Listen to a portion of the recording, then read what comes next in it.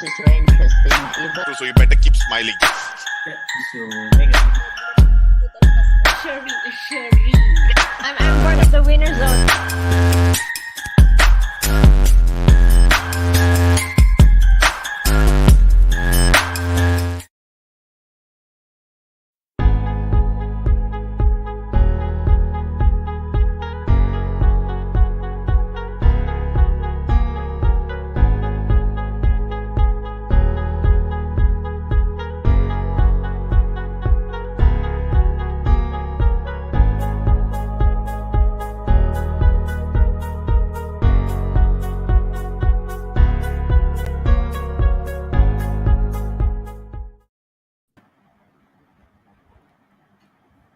James.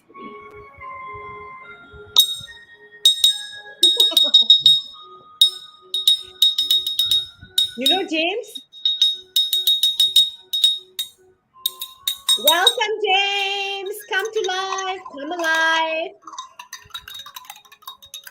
See, I also can make music.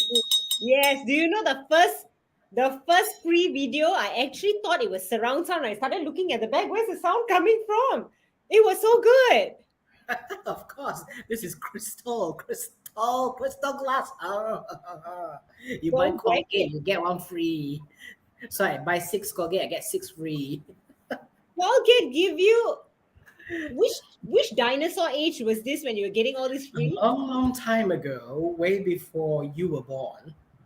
Exactly. I know my mom used to collect all this free stuff. You know, you buy milk, you get free this. You buy Colgate, you get free bread. You buy soap, you get free bowls. And like their whole kitchen utensils are just Dali used to be known as Darky because they had this black face, and then they said, "Oh, it's a racist toothpaste," right? Anyway. Anyways, let's not get carried away. Hey everyone, welcome to the show. Welcome back to another episode of HR Intervention season what? Yay! Hello, Rusnaja, Thai, Chu, hi. Hi, and then we've got a LinkedIn user. LinkedIn Welcome, user. everyone. We're so excited to have all of you here today. Thanks for joining us. Hi, Clarice. Familiar names, those who have been with us since season 1. Clarice, hi, how are you? Oh, our LinkedIn user that we can't see is actually Gun. Hi, Gun. Impressive opening video. Yeah, it was so amazing until I started looking at the back to wonder where was the surround sound coming from. My video, you know what? I actually thought it was Amitabh Bachchan who was walking. It's like, that guy looked so much like Amitabh Bachchan. Does he have a twin brother? And that has to be you. And then we've got Mohammed Zohrul. Welcome, Mohammed Zohrul. Nice to have you too. So this live show, actually, we love to chit chat with all of you. We don't like talking to ourselves only and our guests. We love to have a conversation with all of you. So feel free to comment and chat with us in the comment section wherever you are from LinkedIn or Facebook or YouTube. You have any question, just put it in the box, okay? Before we chat further, here's a little bit about our show. HR Intervention, or commonly known as #HRTV, is actually an online live show brought to you by Compass Mind Asia, a well-known training provider that helps organizations grow exponentially, or should I say pop exponentially, through our award-winning and proven corporate training programs. So in this show, we interview HR experts about everything related to HR and career development. Isn't that exciting, James? You know what? Why is there James? That's my new avatar. An ape. It's a deep thinking monkey. James. Yeah. It's actually a deep thinking monkey. When I was looking for this deep thinker, right? And then this thinker, deep thinking monkey. I'm like, It's like, oh, okay. It's like a self-reflection. Yes. Who likes that avatar? James, give us a thumbs up. All the thumbs up. Less hairy, of course. You know, Oh, last year we've had 20 amazing episodes with amazing guests and topics, and we've covered some really important issues like, business resizing in the pandemic, unconscious bias at the workplace, building resilient teams, and so much more. And you know what? I connected with so many people that I've never connected in LinkedIn before in my entire life. It's like I don't have to get out, but people know me. And last week we did, not last week, but 2 weeks ago, we did an episode on diversity and inclusion 101. So this was where we asked some really, really tough questions. Do watch our previous episodes on Shireen's YouTube channel. Our team will put the link in the comment, and you can see it on the ticker below. Tick tick tick tock tick tick tick tick tick tock tick tick tick tick. Nina, wake up! Okay, there you go. Yes, don't forget to subscribe as you can watch the replays of the episodes, and you can catch our 1 p.m. live show right, like right now. When my mobile phone just suddenly fell and the monkey face appeared. oh, so that's what happened. So now we know. Anyway, if you're still wondering about our show, basically this show is for every one of you who has a job or running a business. Whether you're a C level, a business owner, or if you're a HR and L&D, this show is definitely for you. We'd love to see who's watching actually. So Hmm. as yeah, who's watching? Because we've been having audiences from what, Malaysia, US, Myanmar, Cambodia, Dubai, India, Bangladesh. Bangladesh. Yeah, you always like the Bangladesh. Why? Ah? Yeah, I don't know. Maybe because I look like Bangladeshi.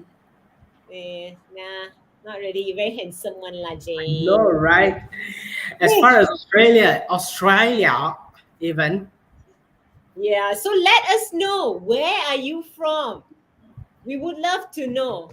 Just put it in the chat box. Yeah. Even if you think you're not from there, but you want to be from there, go ahead. We will not check your background. Don't worry.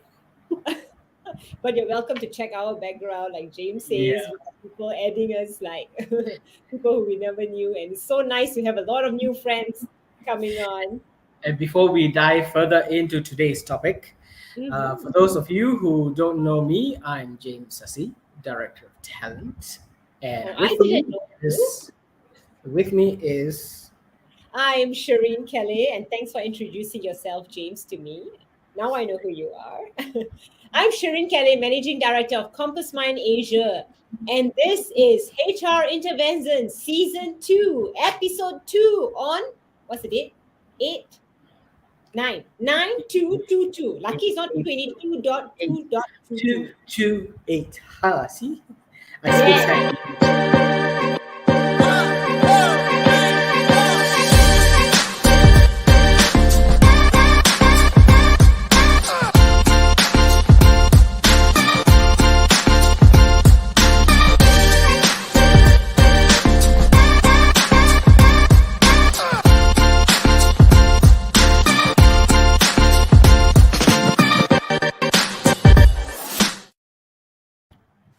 Selva is from Malaysia.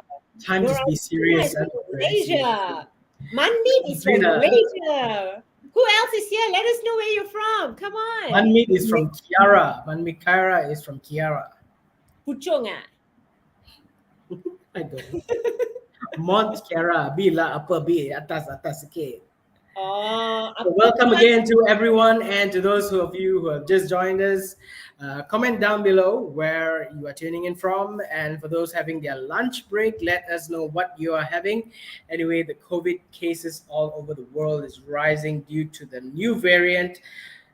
Wait, Omicron, Opticron, Voltron, what? Decepticon. Decepticon, and then Autobot rollout. Yeah. Bumblebee. Bumblebee. Yeah, they're gonna inject every one of us with bumblebee vaccine. Yes. And Liana is from James' hometown, which is England. Oh, hello, Liana Hassan. It's good to see you. Oh, yeah. I hope she's meeting. Anyway, Congratulations to the Queen. Her Royal Highness is celebrating her Platinum Jubilee.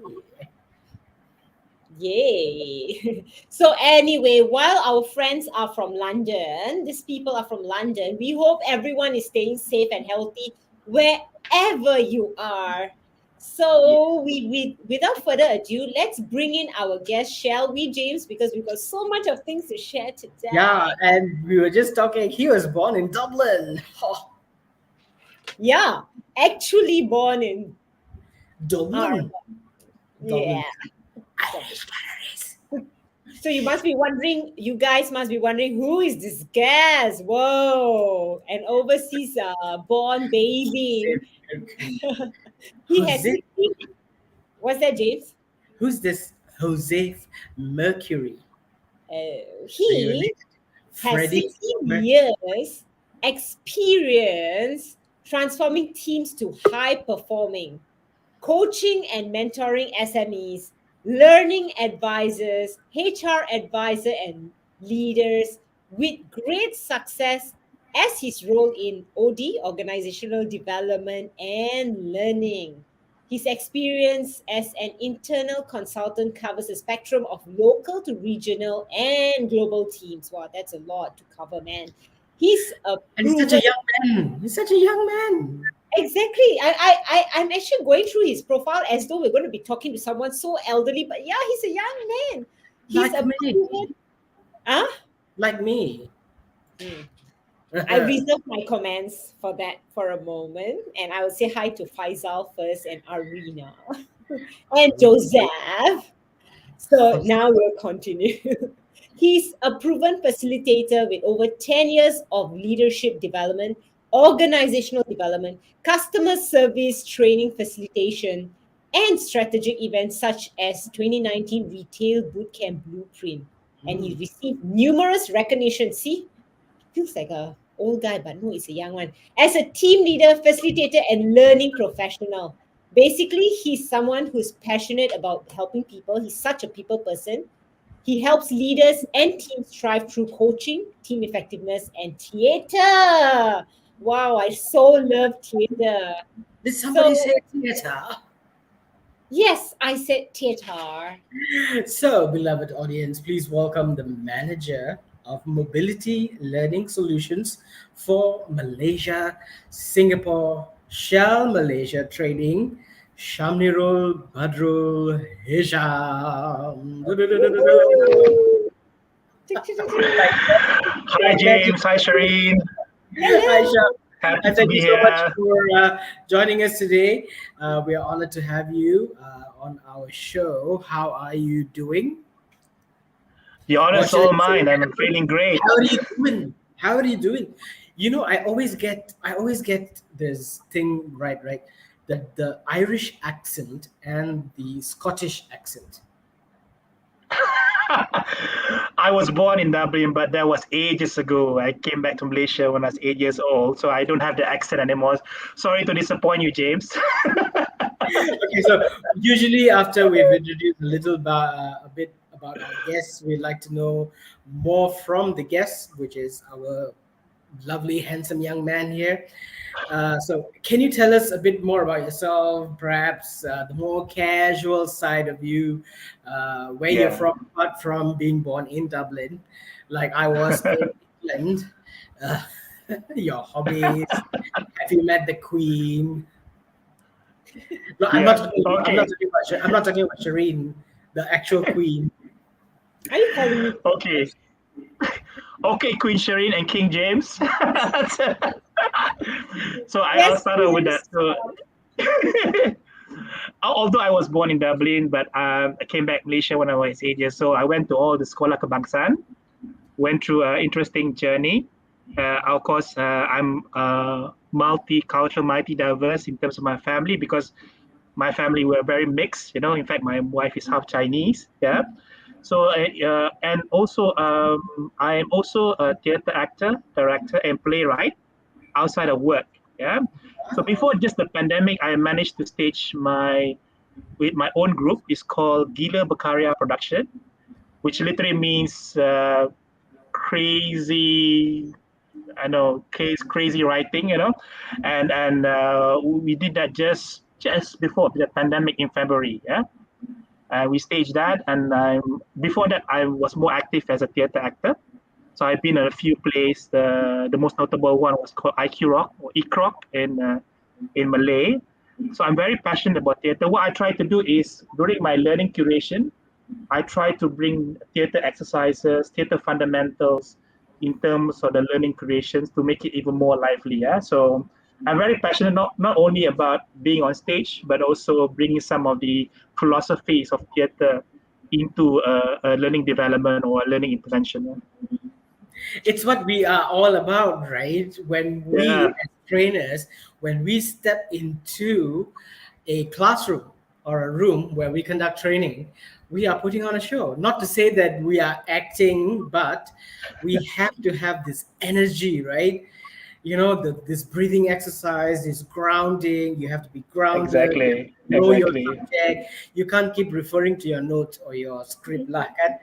You have to know exactly. everything and improvise. Improvisation.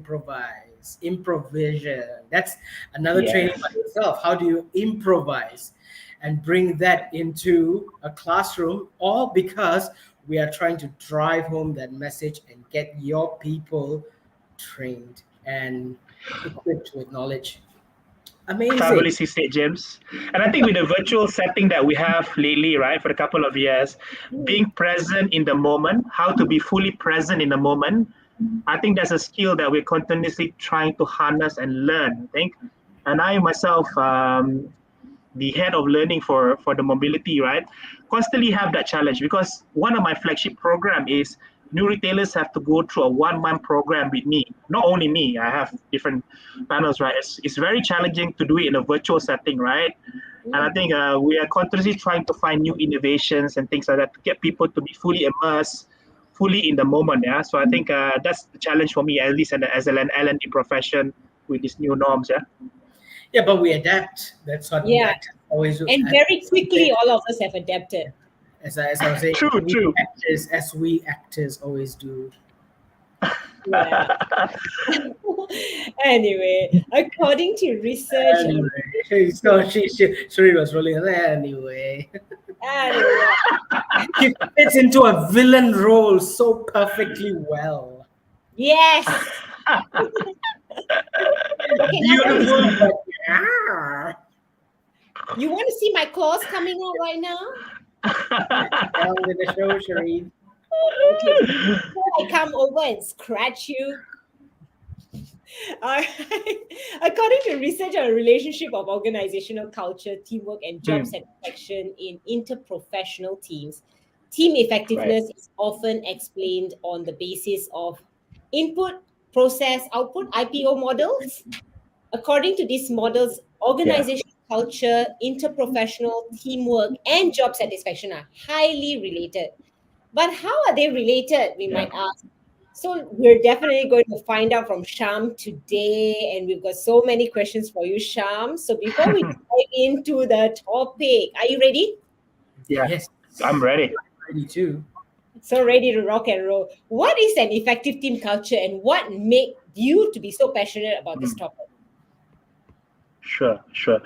My own personal definition is an effective team culture is a team that has a clear understanding why they exist, and also where they need to go as a team. So some teams call it North Star, the ideal state, the utopia, and there's a combination of clear structure and also fluidity in terms of how they come together as a team.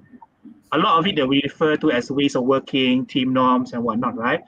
So my own personal journey as managing team, I struggled a lot my early career, right?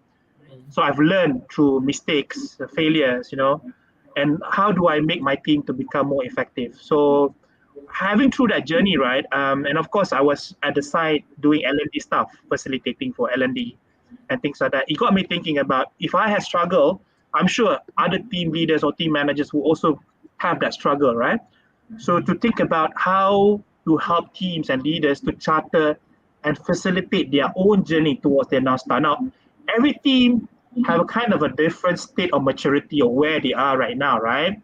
to help them to kind of facilitate that journey. They need to own that journey themselves, but my role is to help them to facilitate that journey and help them to kind of build the structure, at the same time build a bit of fluidity of what they want to achieve. And a lot of times I contract out with leaders first to understand where they want to achieve, and then maybe a combination of facilitation, some learning sessions and things like that, and help them through that journey. So I joined the learning team in 2014. I was the SBO learning manager back then, and I joined this mobility function in 2019. So, but before that, of course, I was managing teams in different kind of spaces. So that's my own personal journey and how I'm really passionate about helping teams, helping people, especially helping leaders to kind of facilitate that journey. And all the while with the same organization, I presume. Yeah, but before joining Shell, I was already a team manager in another organization, an IT company, which I had my own challenges, my own reflection. But the good thing about joining Shell, of course, they have a lot of structured leadership programs that really helped me to kind of accelerate that journey. So a part of me is also wanting to give back to also team leaders or people feel going into that role themselves, in terms of the journey. So that's my own personal passion of wanting to be part of this journey.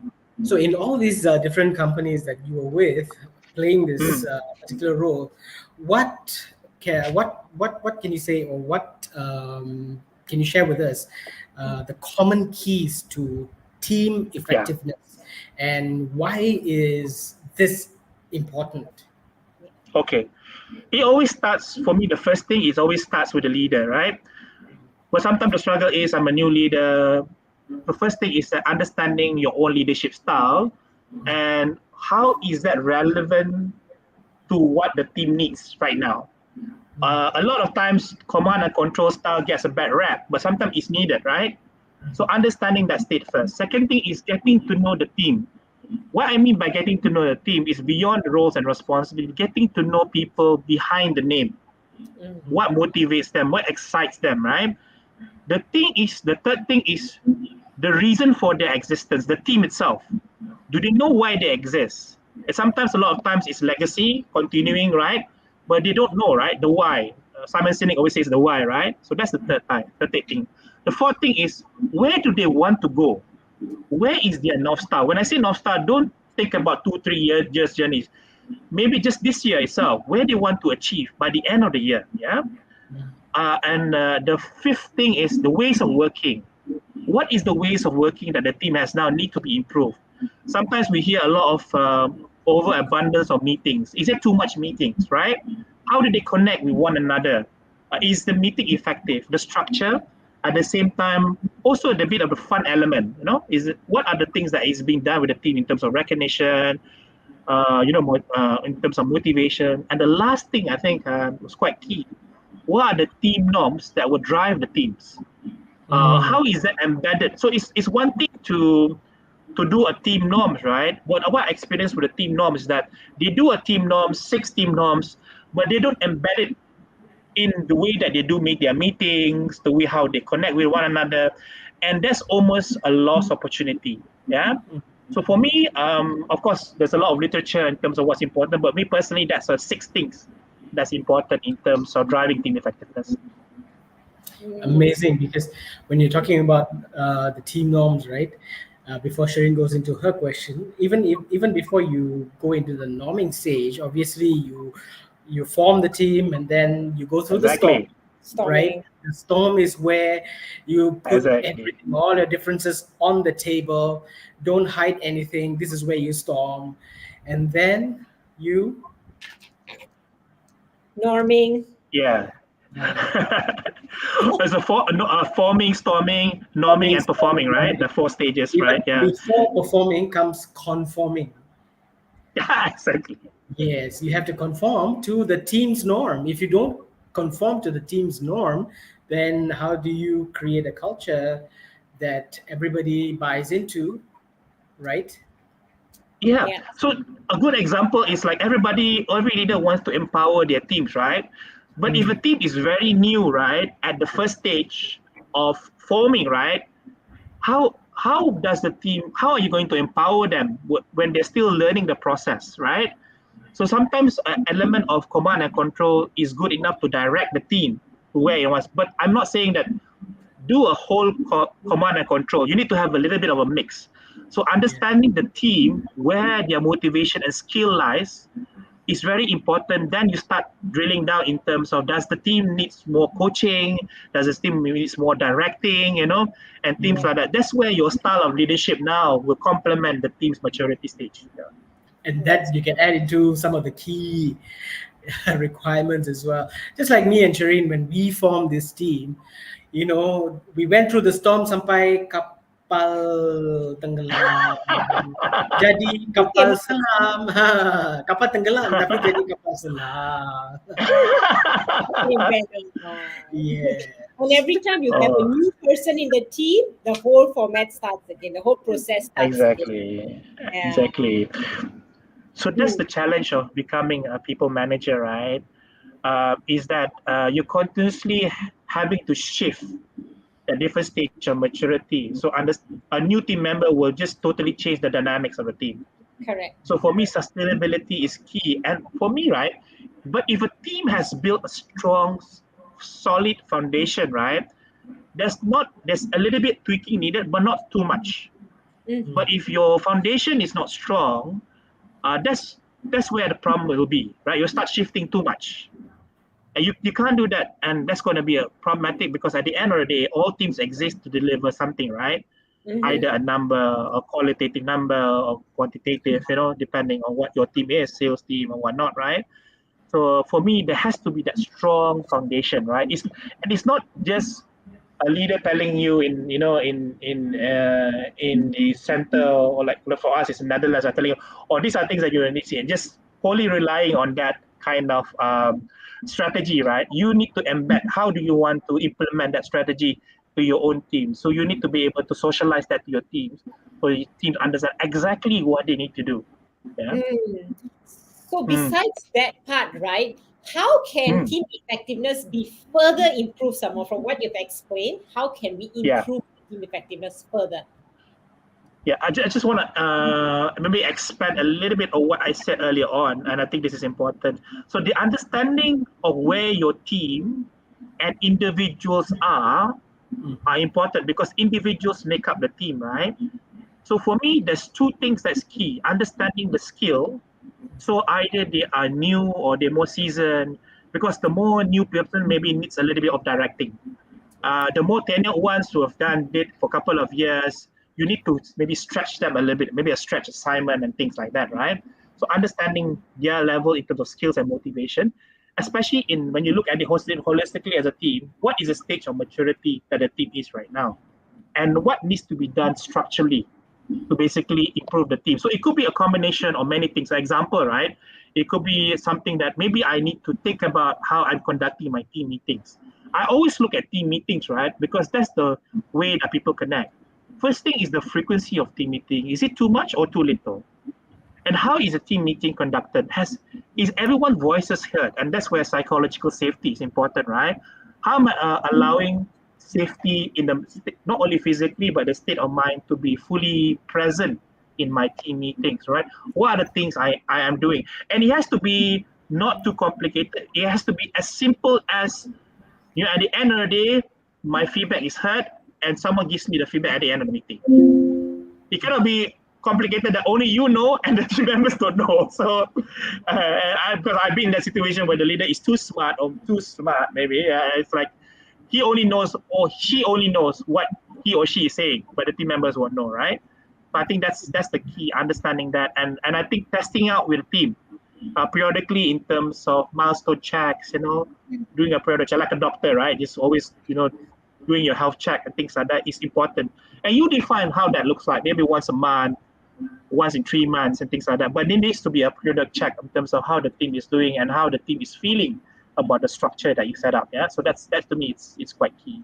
Yeah. Like what Mrs. Selvin A says, moving team member from me to we. You just have to turn the M on its head. Yeah, that's true.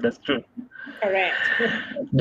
But getting the me to the we is a mindset shift, right?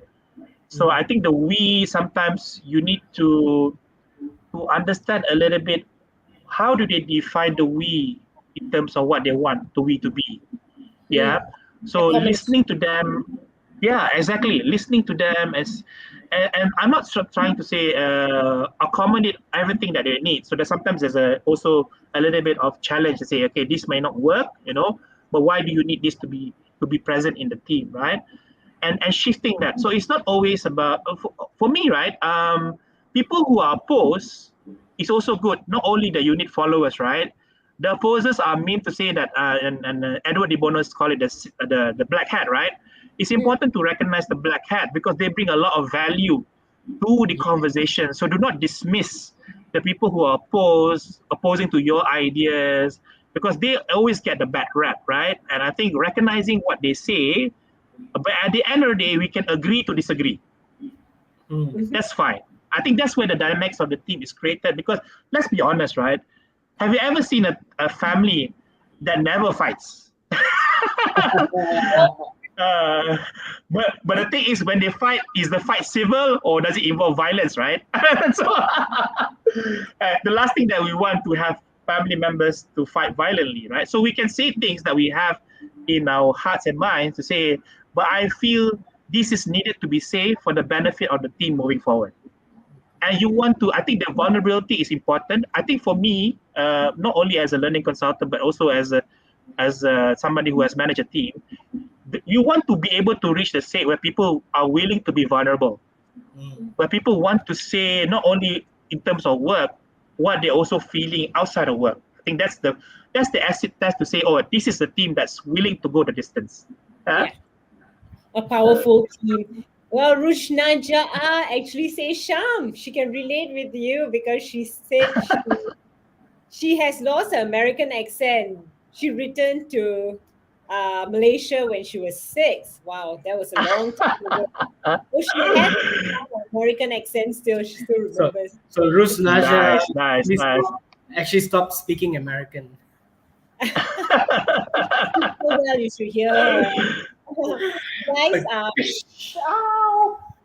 yeah, thanks for doing that, James. Guys, if you have any questions or comments, do put it in the comment section below and we'll try to answer, because this is a very interesting topic. I'm sure a lot of you have questions and, are relating to what she's saying.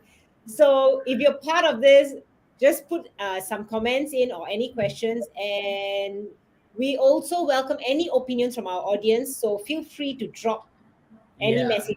Because, like I said at the beginning, we love engagement. We love chatting with each other. So let's chat more with each other.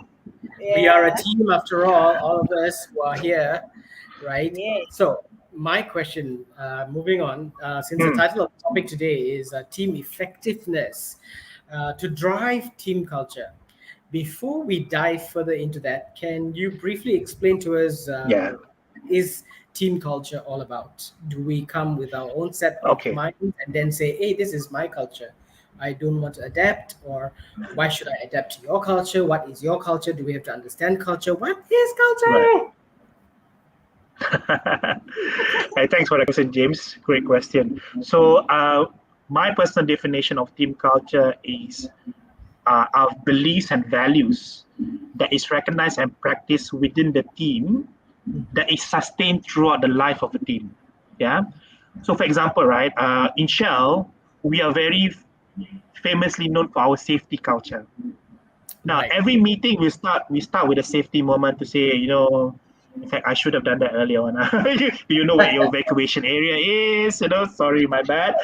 You know where your exit points is, is there anything on the stove and things like that, to make sure everybody, especially in the virtual environment, right, that you don't take things for granted, and you should never take safety for granted. And for me, we are at this journey it's already embedded in us. We don't need to say how important this. We already know it's important. So, for example, that is a culture that is sustained throughout the lifetime of a team. For example, one good culture that I feel that should always have in the team is the feedback culture. You don't need to ask someone, hey, ask your feedback. And immediately someone, if it's a culture, right, someone will automatically say, hey, you know what, this 1 hour meeting is a waste of my time because of so and so and so. Yeah. So that to me is a sign that the culture exists in the team. Now, what we want to do is create a structure where it becomes a culture. Yeah. So, can you explain a little bit further on how does team effectiveness drive culture? Okay. Okay, so for the first condition is the team effectiveness. Of course, the 6 points I mentioned is a little bit of the condition, right? Creating the condition that drives effectiveness of a team. And it starts with diagnosing, meaning understanding where the team is right now and where we need to go, and creating that condition in terms of structure, either team meetings, ways of working, your team norms, even most importantly, your team purpose, right? Why do you exist and where you want to go? And that needs to be defined. But it can change. It can change. You can maybe revisit it 6 months and things have changed. It's fine. You as a team, especially a leader, you define that and you collectively agree that with the team. But I think more importantly is that when this condition you have set becomes a belief and value where the team recognizes and becomes consistent throughout time, it becomes a culture. I'll give you an example. During my early stages when I was managing a team in Share, right, I wanted to drive team conversation through huddles, through the visual management, right? But nobody bought into this. None of my team members bought into this. They said it's a waste of time because we're always busy, right? It's 15 minutes, stand-up meeting, looking at the board, and now we have some leading indicators, right? Now, I basically was doing my own plotting it, and nobody bought into it. But it's the education, right, in terms of getting them to buy into it. And after about 6 months, it became a culture because, the acid test, when somebody told me, hey, Sham, we haven't had a team huddle for the last 2 days. I need a team huddle. Wow. That means, right, it has become a culture because people not only say it's important, people need it to be able to drive conversations with the team. So as a leader, when you hear this, right, oh my God, it feels like, wow, I set up the structure. It's now a culture, right? So I think that's the acid test for you, for me at least, right? Looking at team members to say, how are they embedding some of the things that you've put in terms of the conditions, right? So, yeah. It's so cool. You create a process and they actually live with it after that. It becomes Exactly. It gets embedded in you regardless of which company you're working for. Some people move from one company to another and they have all these different cultures, but what is important is one that you believe in and you subscribe to. Like, I remember when I was in the UK, when I was working and I was studying and working at the same time. And I remember I was working with this company and their team huddles or meetings were called Let's Meet at the Beach. This is in London, right? But they created a special area where they had this payung, this umbrella, beach umbrella, and they literally brought in sand from the beach, created a place where you can actually literally sit and have a conversation. It's like a casual conversation. Exactly. Nobody wants to actually go to the beach because God knows it's freaky weather out there in the UK, right? But at the beach, okay, let's have a meeting at the beach, or let's meet at the beach, and like when I was meet at the beach, where? We are right in central London. Where is beach?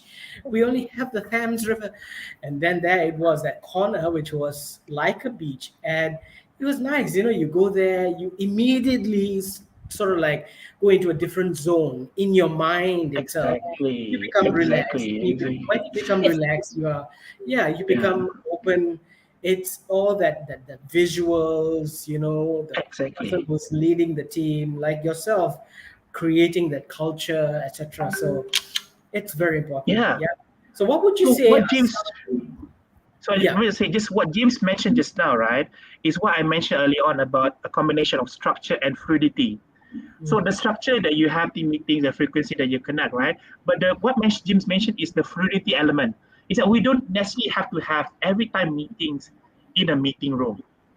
We can just go on the beach or go somewhere nearby where we can just, feel the fresh air and talk about stuff and things like that. And it has worked, you know. I've seen teams doing it, and it really creates that fun element, the feeling inspirational and things like that. And that innovation will come.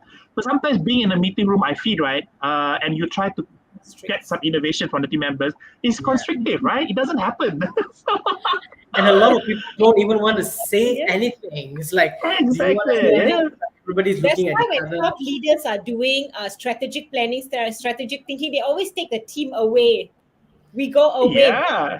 Yeah. beach side or hillside or somewhere else, because that's where you actually start thinking differently and ideas starts coming up. Because the Exactly. environment Exactly. plays a very important role. And plus, I also heard you say the word huddle quite a few Mm, times, Yeah. using the word Yeah. meeting. A huddle is where everybody gets together. Hey, what's going on today? It's like Yeah. Yeah. more the Yeah. feeling of more togetherness rather than a meeting, which is like very formal. You know, Exactly. Exactly. what would you Yeah. say some of the challenges to enforce this culture would be?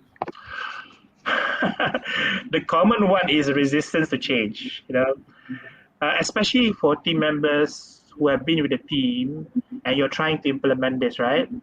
They say, why do you need this? You know, they'll be comfortable with what we have, you know. So for me, it's a combination of educating and trying to tell them the case for change, what needs to change and why, right? So I think that's resistance, that resistance to change. A lot of time is also mindset change. Of Mm. course, when you're trying to implement something new, right, people have to shift a little bit of their mindset thinking, right? And to all the leaders, right, if you're doing it for one day and it doesn't happen, don't feel too bad or blame yourself because this is a journey. It will take time. Poke and poke again and go at it, yeah. And sometimes most of the reason is when you try to say something to them, they don't understand your reason for change. They might think that it's your own personal agenda. It's not for the betterment of the team. So you need to get them to rally them together. Like my example of my VM and huddle, right? The first month was challenging. It was just me doing it on my own. Nobody bought into it, right? Still, but work at it and think about how your engagement style is. If this is not working, try another way to engage your team. So always look at different ways. And of course, yeah, most of the time people are set on the way things has always been done, you know. And that's partly, of course, mindset change that needs to happen. Yeah. So that, to me, in a nutshell, what I've observed with the teams struggling to implement this. Yeah. And of So course, I guess it's also important to communicate what your ideas are. Like you were doing the huddle, and then you said you were just doing it alone. Yes. Yeah, it's Yeah. important to communicate the why it's going to be done. Why it's going to be done. Exactly. Yeah, then you see, Yeah. like Priya says, I personally believe sustainability is the biggest enemy in building a team culture. Sometimes when leaders change, the way of working also change. Hence, eventually, the culture that was built with lots of blood and sweat will die off. Yeah, like what my great great great great great great grandfather used to say: that's so "Be many the great. change you want to see." In Oh, Guess who said that? your great, Be the great, great. change. Be Gandhi. the change. Yeah, yeah, my great great great great great great great great grandfather. Yeah, twice removed on my I didn't mother's know. cousin's side. I didn't know you were related to Gandhi. Yeah. That's nice, James. Very, very, very distant relation. Yeah, but it's true. It's like as recently when I in my previous company, when we had Mm, a new leader come in, it was good that she wanted to get to know the team. I said, okay, let's not have a meeting, let's have a drum circle. mm. As I was telling Sham earlier, Sham is, by the way, is in Kuching, and I said you should attend the uh, what do you call it? The rainforest festival, because Oh, Yeah. it's amazing, because anyone and anyone can just come in there and pick up a drum and just beat. And all of a sudden you find that you listen, you tune in, and then you start beating, and you see amazing orchestra just rise. So Yeah. the change, be the leader. Instead of saying, there's always blood, sweat, blood, sweat. No, don't get lost in the blood. Sweat. Go and create the change. Keep it going. Exactly. So, the quick one. A big shout out to Priya because she's my close colleague and we've been through together a lot. So it's nice to see her name. So for me, a drum circle is a good example of a team because the ideal state of a team where everybody is in tune, right? Yes. With the drum, so everybody is in tune. There's no like bad sound or out Even of if you're tune, tone right?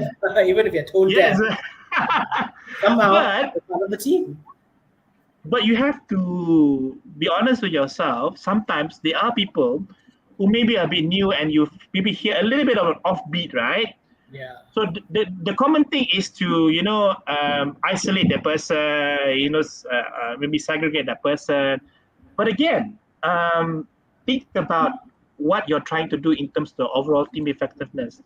The Yeah. person probably is very passionate, but just wants to be part of this, but just don't know how, right? Some So are sometimes this is where I think passionate. You give them a music, over passionate. they go ding, ding, ding.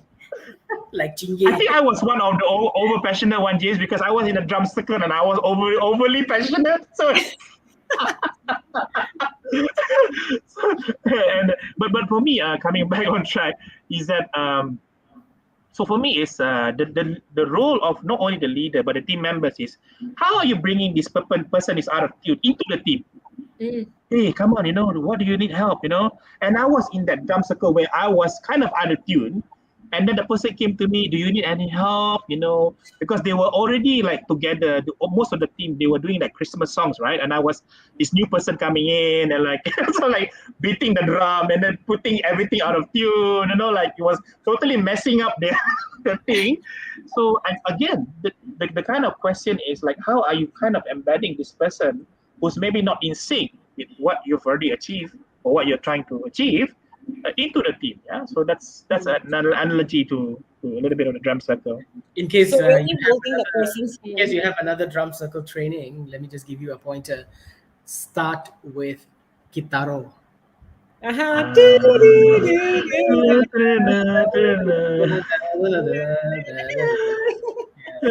love That guitar. is an I amazing, amazing, amazing song to start a drum circle off with because you dive into this amazing music by Kitaro and then you start and then this. I will take your advice on that, James.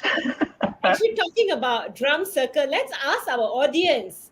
Who Yeah. of you have been part of a drum circle before, and how did you feel being part of that drum circle? Put it in the comment section below. We'll love to hear from you because drum circle is actually one is so fun, second is so powerful.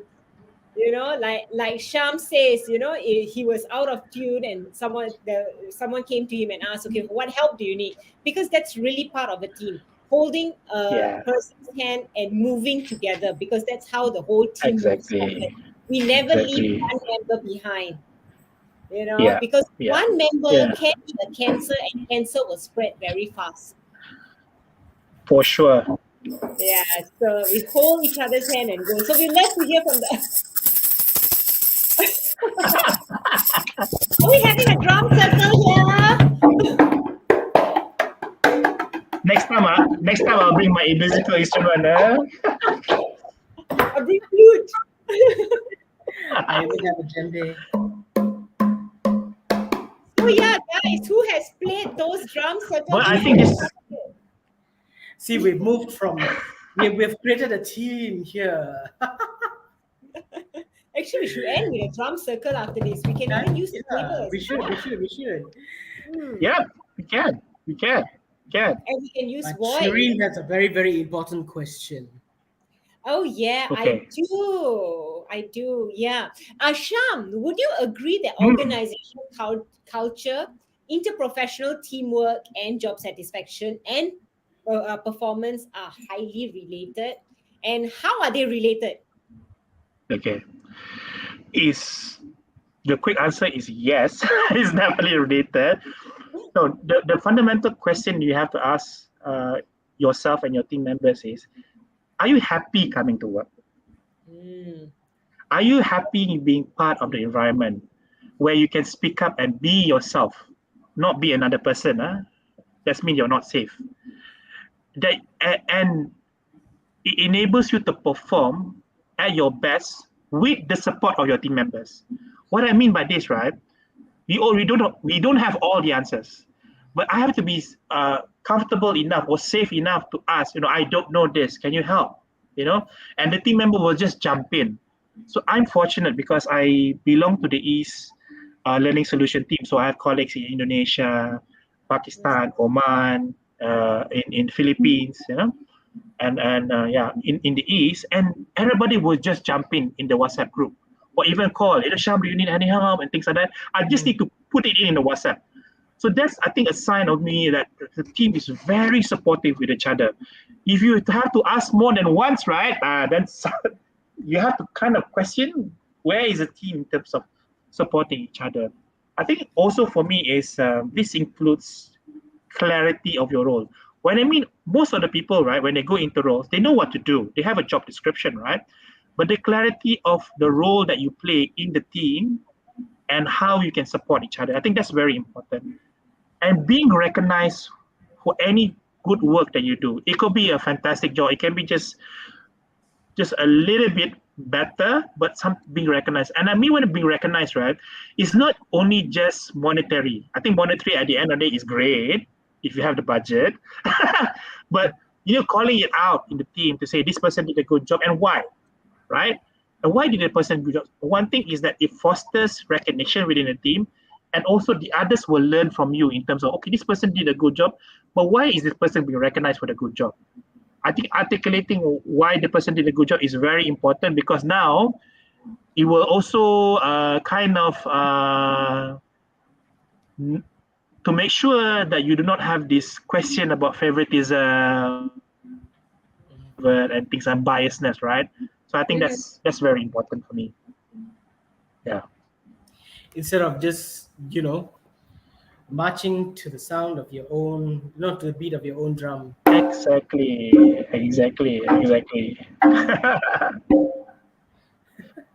But to me, right, a team that is really in the high scale of maturity, right, they don't only call out people that did a good job.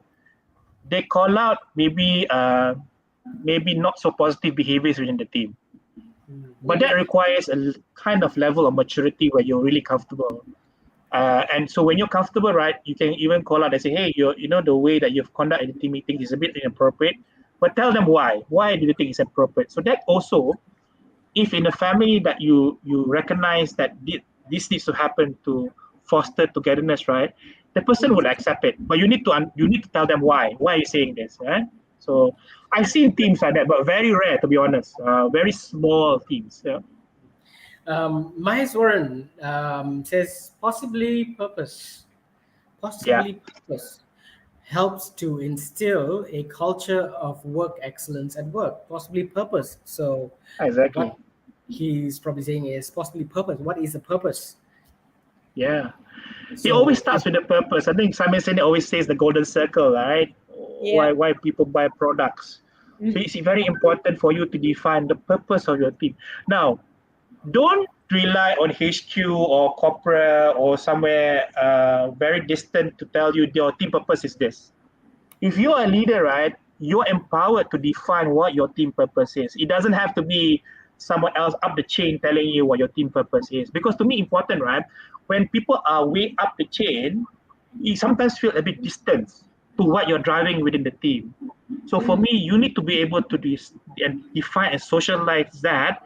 Why do you exist now in your team, your direct reports, and where does this team needs to be by end of the year? Define that purpose very clearly with your team norms in terms of how do you want people to be able to interact with each other. It could be as simple as I wanted to quote one of the teams that I did recently is they say resilient, right? Resilient is such a nice, fantastic word. But the thing is, right, it means different things to different people. Now, when I say resilient, what does it mean to individuals? Say we have 10 people in a team. What does resilient mean to you? And we need to agree what the definition of resilient means to us as a team. Others outside the team can have a different connotation, different interpretation. But us as a team, we need to agree with a common definition of what resilience means to us. So I think that's important. So we do not fall into the trap of semantics.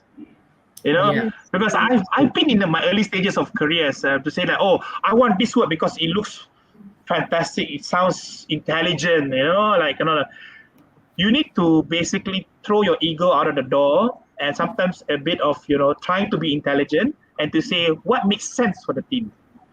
So I think that's more important than rather people trying to be diplomatic or trying to outdo each other in terms of vocabulary. Yeah. I know Shireen, for once, is taking down notes. Oh yeah, lots of it. It's so interesting. Yeah, It is. building, forming a team is one thing, especially if you are a leader. If you're given project by project, right? All of a sudden, you have a new team, but you're the same leader, but you have different projects. So different Exactly. teams, different outlooks, different mindsets. But how do you create a similarity? You being you, right? And it's just amazing that it shouldn't just fall on the team leader, this responsibility, going out of topic here, but Mhm. this responsibility shouldn't just fall on the team leader. Yeah. Like, Yeah. the drum circle, everybody tends to march to the beat of their own drums at times. Yeah. But if you allow that person to step up, okay, you want to march to your own beat, let's hear you. Yeah. Yeah. If Yeah. you pass the baton on to them and say, go on, lead the team. This is part of being a drum circle trainer, right? You Yeah. get everyone to start a beat and others follow. Follow. So when you give that opportunity to someone to step up and be a leader, you see that this is where diversity in that culture, building that culture, all that comes Yeah. in, right? And Yeah. people tend to engage even more. They love the liveliness, they love the laughter. Like, if this talk show was just Shireen, it would be like, Mm. I'll be but busy writing notes, okay? yeah, but throw James in and he comes in with a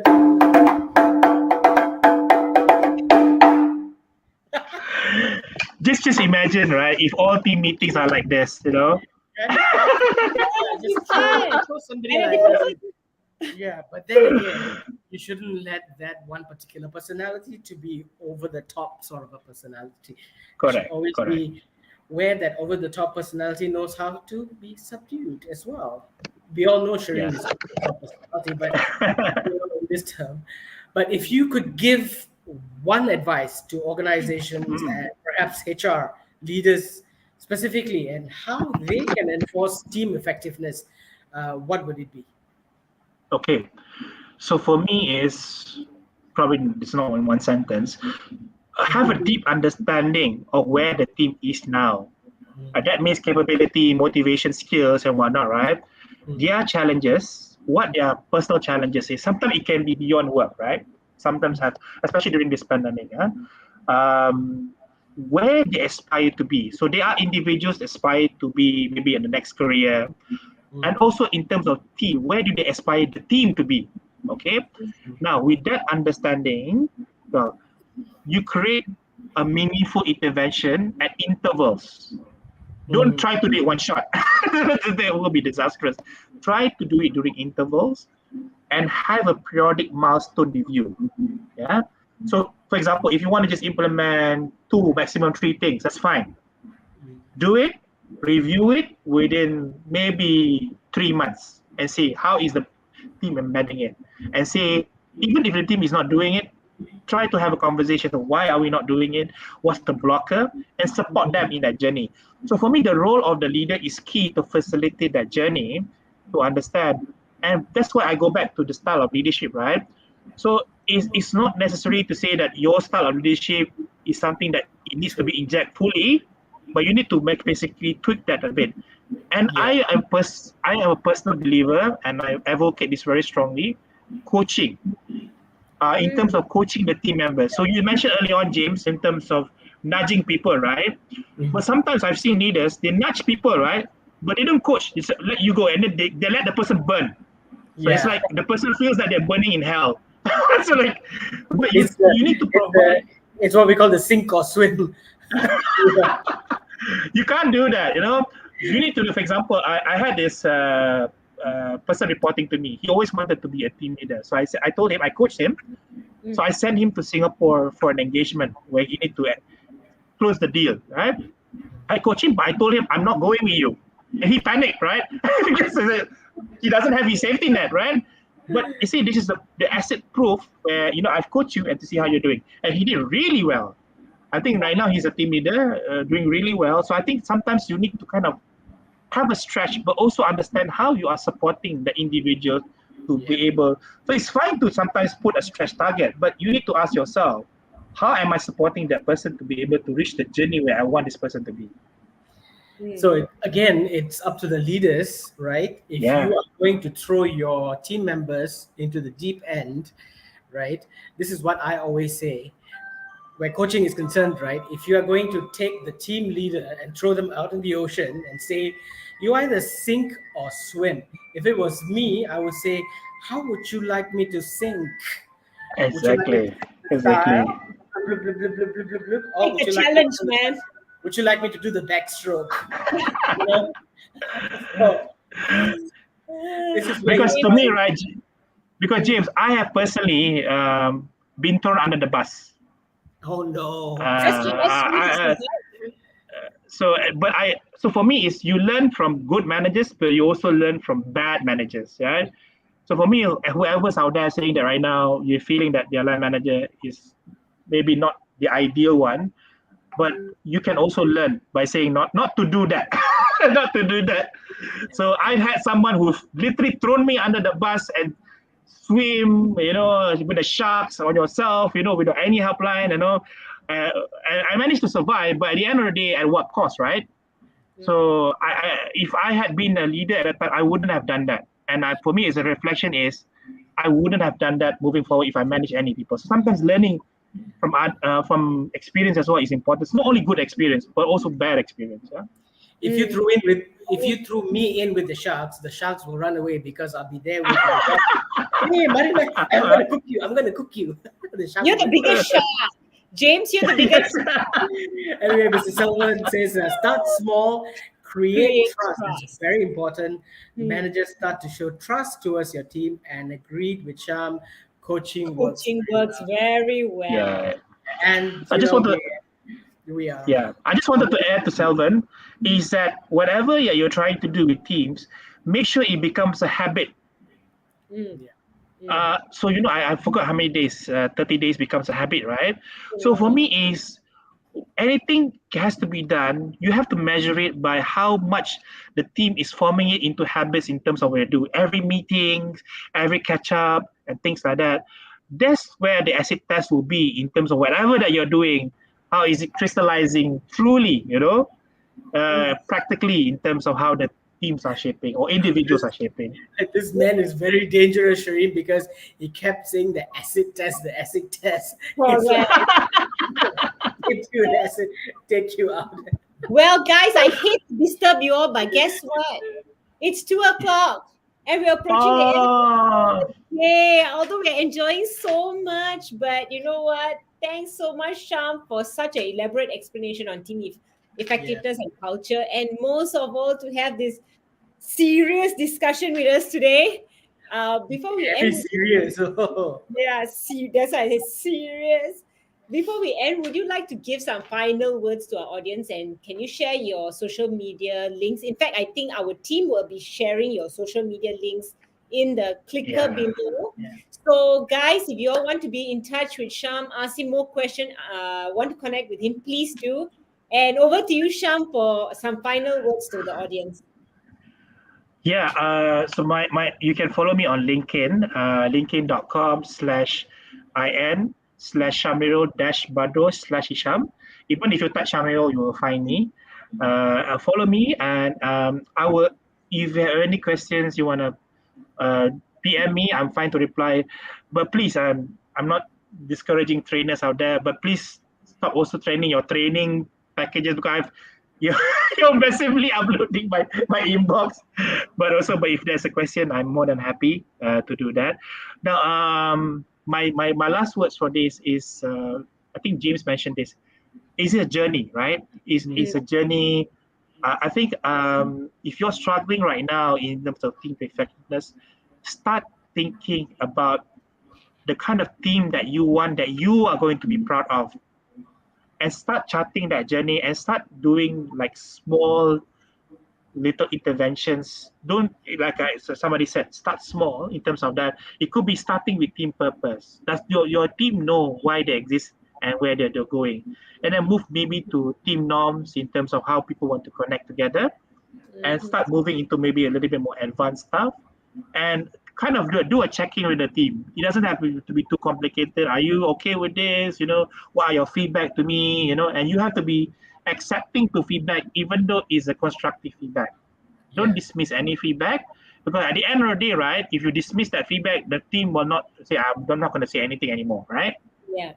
So for me, and I wish you luck on this journey. It is not a one-day journey or one-week journey.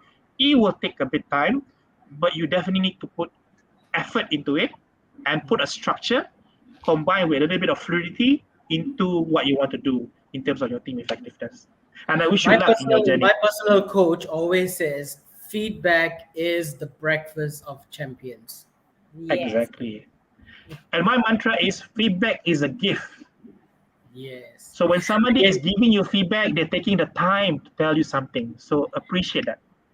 Again, thanks so much for joining us, to our audience. Register now for our next episode of HRTV, coming to you in 2 weeks' time, 23rd February.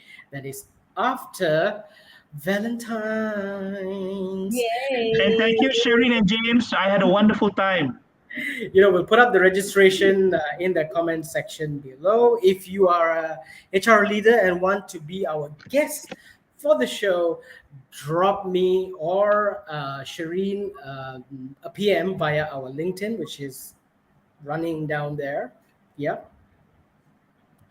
And if you go ahead, Shireen. And if you are a HR or L&D up and planning to have your trainings for this year, drop us an inquiry at training@compassmind.com. Well, guys, the cases, as we all know, are rising, especially in Malaysia. So remember, be safe, sanitize, wear your mask wherever you are, whatever you're doing, whatever you're planning to go, wherever you're planning to go, whatever you plan to do. Make sure you are safe. We'll see you guys on our next episode of HR Intervention. Yes, and let's sing this session now. Ewa bule, ewa bule, ewa bule, juti go.